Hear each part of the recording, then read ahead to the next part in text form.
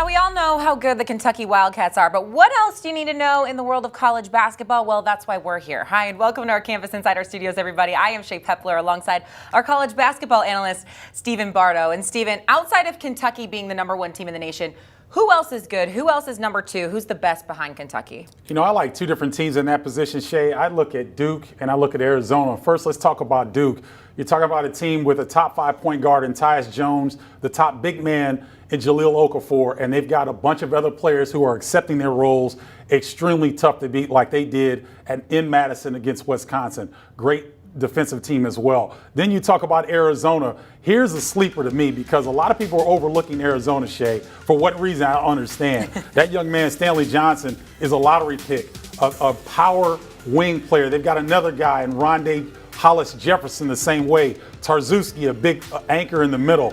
TJ McConnell at point guard. This is a solid team, great defensive team, and I think they will be in the end when it comes tournament time. One team you didn't mention was Texas, who has been without their star point guard, Isaiah Taylor. Do you think they could be in the mix to compete for the second best team in the nation as well? I do, because Texas, they may upset Kansas in terms of the run that Kansas had in the Big 12. This team is that talented. You saw a glimpse of it against Kentucky, but they got in foul trouble. They had too many turnovers. Isaiah Taylor would have really helped in that regard. But when he's back, he's a dynamic scorer. He takes a lot of pressure off the bigs, allows them to crash the offensive glass, which they're one of the best offensive rebounding teams in the nation. So when Isaiah Taylor comes back and he's healthy, Big 12 and the rest of the country need to watch out. Look out, Bill Self. Rick Barnes is coming for you. Okay, let's open it up now. Let's talk conferences. Is there one that surprised you so far this season? Yeah, it really has. The Big East. The Beast is back in the Big East. This is the conference with the second best winning percentage out of all the power conferences in the nation. They've got 3 in the top